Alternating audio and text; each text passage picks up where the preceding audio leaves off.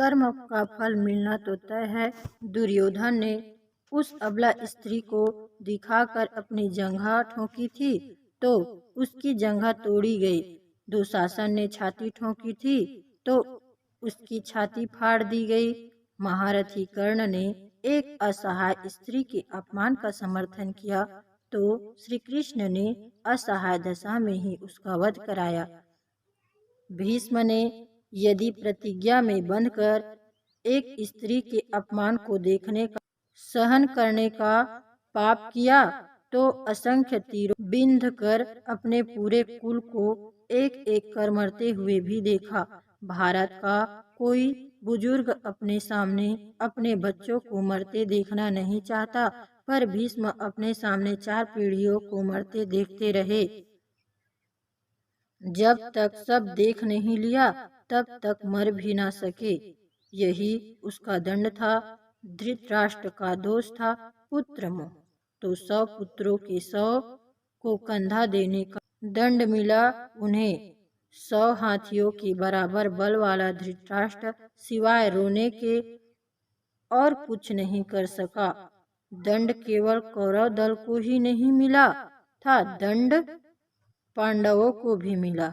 द्रौपदी ने वरमाला अर्जुन के गले में डाली थी, सो उनकी रक्षा का दायित्व तो सबसे अधिक अर्जुन पर था। अर्जुन यदि चुपचाप उनका अपमान देखते रहे तो सबसे कठोर दंड भी उन्हीं को मिला। अर्जुन पितामह भीष्म को सबसे अधिक प्रेम करते थे तो कृष्ण ने उन्हीं के हाथों पितामह को निर्मम मृत्यु दिलाई।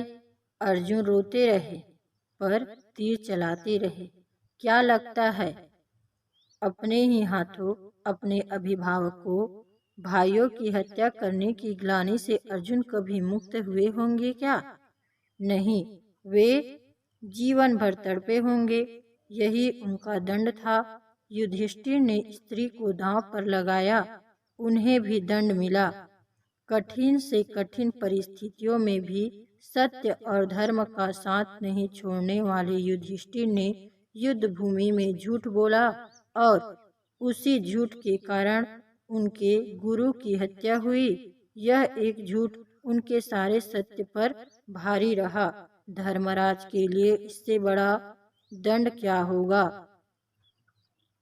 दुर्योधन को गदा युद्ध सिखाया था स्वयं बलराम ने।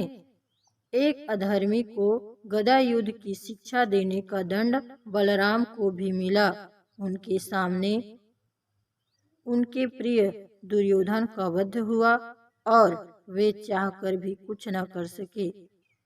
उस युग में 2 योद्धा ऐसे थे जो अकेले सबको दंड दे सकते थे, कृष्ण और बर्बरिक। पर कृष्ण ने ऐसे कुकर्मियों के विरुद्ध शस्त्र उठाने तक से इनकार कर दिया और बर्बरिक को युद्ध में उतरने से ही रोक दिया। लोग पूछते हैं कि बर्बरिक का वध क्यों हुआ। यदि बर्बरिक का वध नहीं हुआ होता तो द्रौपदी के अपराधियों को यथोचित दंड नहीं मिल पाता। कृष्ण युद्ध भूमि में विजय और पराजय तक करने के लिए नहीं उतरे थे, तय करने के लिए नहीं उतरे थे। कृष्ण कृष्णा के अपराधियों को दंड दिलाने उतरे थे।